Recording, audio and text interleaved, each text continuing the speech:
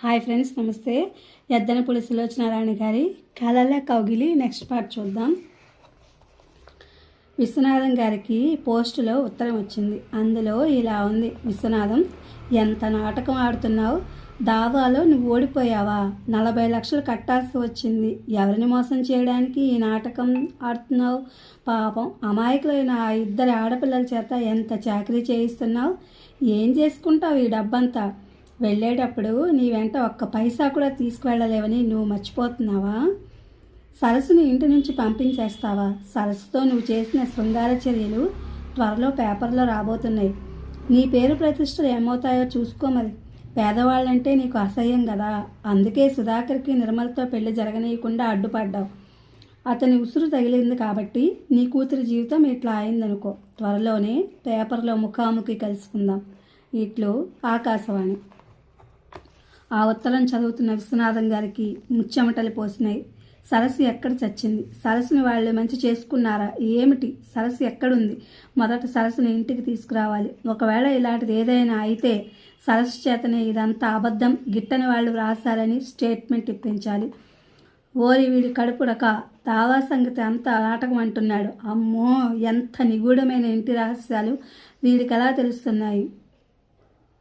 ప్రాణం తీసేస్తున్నాడు. ఈ ఉత్తరం నిర్మల కానీ భారతి కానీ చూస్తే ఇంకేమైనా ఉందా? నిర్మల పీక పిసికేస్తుంది. ఆయనకి ఏడుపు వచ్చింది. ఇప్పుడిప్పుడే నిర్మల కాస్త తనంటే తండ్రిగా గౌరవం చూపిస్తోంది. అదంతా ఎదురు తిరుగుతుంది. ఎలాగో అలా ఆ పిల్లని కాస్త మంచివాడిని చూసి పెళ్లి చేసేస్తే అప్పుడు తనకి ఇంకేమైనా పర్వాలేదు. తన గుండెల్లో రహస్యాలు, తన పెదవి విప్పి బయటకు మాట్లాడని లోతులు వీడికి ఎలా తెలుస్తున్నాయి? వీడు వీచే గాలిలో దయ్యంలా ఉన్నాడా ఏమిటి? ఆ మెరిసే ఎండలో వీడి కళ్ళు అమర్చుకున్నాడా? తన ఇంటి విషయాలు తనకి తప్ప మానవుడికి తెలియని నిగూఢ ఆంతరింగిక రహస్యాలు వీడు బట్టబయలు చేస్తున్నాడే. ఈ మధ్య ఫోన్లు రాకపోతే వాడి పీడ వదిలిందని భావించాడు. తను ఎక్కడికి వెళ్ళలేదని రుజువు చేస్తున్నాడు. కిరణ్కి భారతి చెప్పింది. కిరణ్ కూడా ఆరా తీయలేకపోతున్నాడు. వీడెవరో తెలిస్తే ఎంత బాగుంటుంది. చేతులతో పీక పిసికి గోడవతలేసి బాధి చంపేస్తాడు.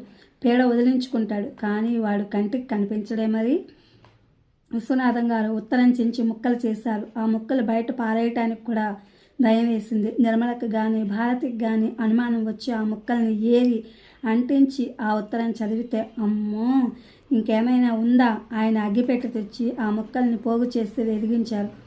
ఇంతలో నిర్మల ఎందుకో ఆ గదిలోకి వచ్చింది. గదిలో మూల కాగితాల మంట పెట్టి దానివైపు కసిగా చూస్తున్న తండ్రి కనిపించాడు.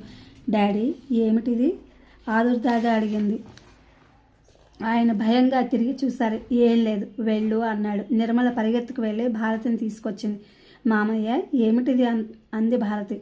ఏమిటా? నా బద్ధశత్రువుని తగలపెట్టేస్తున్నాను అన్నారాయన కసిగా.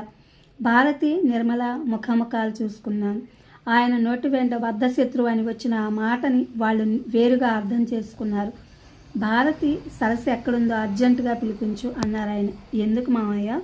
సరస్సుతో అర్జెంటుగా పని ఉంది. సరస్సు ఎక్కడికి వెళ్ళకూడదు, మన దగ్గరే ఉండాలి. సరస్సు చాలా మంచిది, మనం ప్రేమగా చూసుకోవాలి. భారతి నిర్మల మళ్ళీ ముఖాలు చూసుకున్నారు. అలాగే పిలిపిస్తాం మామయ్య అంది భారతి. అలాగే అంటే కాదు, ఇప్పుడే తీసుకురావాలి. ఎందుకంటే ఎందుకు కాదు, నా కళ్ళెదుటే ఉండాలి అంతే. సరస్సు కనిపించే వరకు నాకు తోచదు. నా మనసు ఏమిటో ప్రమాదాన్ని శంకిస్తోంది. ఏం ప్రమాదం డాడీ? ఏమిటో సరిగ్గా చెప్పలేను, ఎలాగో అనిపిస్తోంది. సరస్సు నా మీద అబద్ధాలు పత్రికల వాళ్ళకి చెప్పిందట. వాళ్ళు నా పేరు మీద బురద జల్లెట్టు పేపర్ల నిండా ఏదేదో వ్రాశారు. నాకు రాత్రి కల వచ్చింది. భారతి నిట్టూర్చింది. సరే మావయ్య, సరస్సును పిలిపిస్తాను, సరేనా? ఈ పూటే పిలిపించాలి. అలాగే డాడీ అంది నిర్మల. అప్పుడు కానీ శాంతించలేదు. సాయంత్రానికి సరస్సుని రప్పించారు. భారతి స్వయంగా వెళ్ళి తీసుకొచ్చింది. సరస్సు ఎవరింట్లోనో వంటకి కుదిరింది. మొదట రాణిని తిరస్కరించింది. నన్ను పంపేశారుగా, మళ్ళీ ఎందుకు రావడం? రాను అంది. భారతి నచ్చచెప్పింది. ఆయనకి ఆ దావాతో మతి పోయినట్టయింది. నువ్వే ఆలోచించు, ఆ పరిస్థితుల్లో మనం ఉన్నా అలా పిచ్చివాళ్ళలాగానే ప్రవర్తిస్తాం. అప్పుడు అన్నాడు కానీ నువ్వు వెళ్ళినప్పటి నుంచి నీ గురించే మాట్లాడుతున్నాడు. నువ్వు వస్తే ఆయనకి ఆందోళన తగ్గుతుంది. సరస్సు, దయించి కోపగించుకోకుండా రా. నువ్వు ఎప్పుడు ఆ ఇంటికి ఉపకారం చేస్తూనే ఉన్నావు, ఇప్పుడు కూడా అలాగే అనుకో అంటూ భారత్ బ్రతిమిలాడింది. సరస్సు మనసు మెత్తబడింది. సరస్సు అట్టే బెట్టు చేయలేదు. దానికి కారణం కూడా ఉంది. సరస్సు వంట చేస్తున్న ఆ ఇంటి వాళ్ళకి ట్రాన్స్ఫర్ అయింది. వాళ్ళు వెళ్ళిపోతున్నారు. ఈ ఫస్ట్కి సరస్సుని మానేయమని చెప్పారు. సరస్సు మళ్ళా ఎక్కడ నీడ వెతుక్కోవాలిరా దేవుడా అని దిగులు పడుతోంది.